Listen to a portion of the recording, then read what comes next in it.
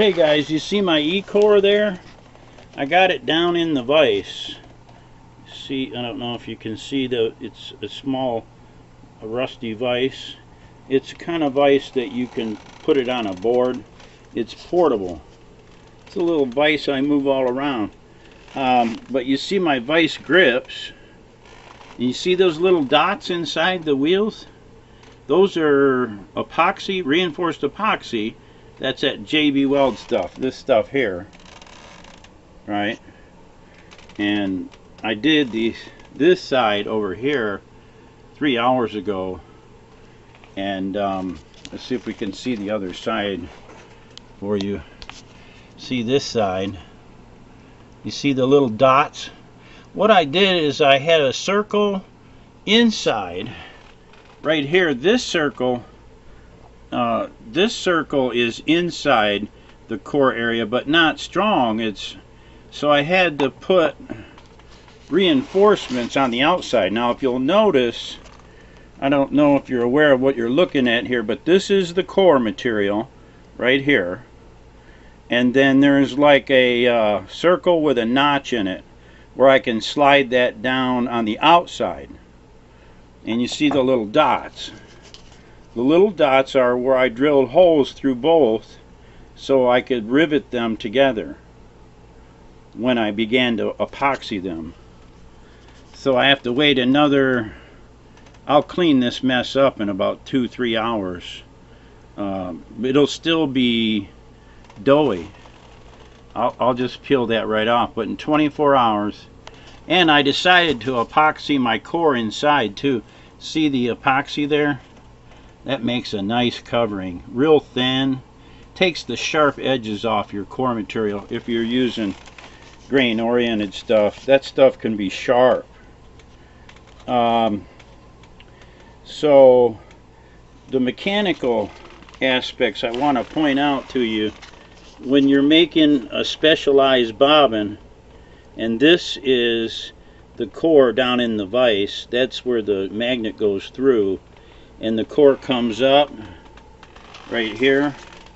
I'm out in the refrigerator shop, and so I have a circle inside and a circle outside. Now I just happen to have some swimming pool reinforced. It's reinforced. It's like a composite board from off of a swimming pool, and this stuff is really strong. It's reinforced PVC, but it's just the right thickness. And I had some stuff I kept around for years and sanded all down and everything and drilled holes in it. And this is old shower stall.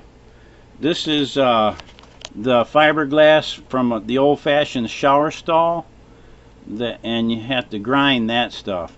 But this is I sanded this wheel and I sanded that wheel with a grinder. See, I'll show you my grinder. Well, it's not really a grinder. It's like a disc grinder. It's a real slow mover. It's a real gentle, lightweight plastic thing, and you can handle it with one hand. It's so light, you know. And I sanded up all my wheels with that. And I used my die grinder.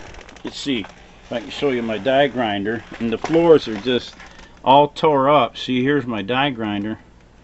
Now that's a fast die grinder. That thing really melts everything, but it's good for the fiberglass wheels to shine them up. And then I just took my tool, my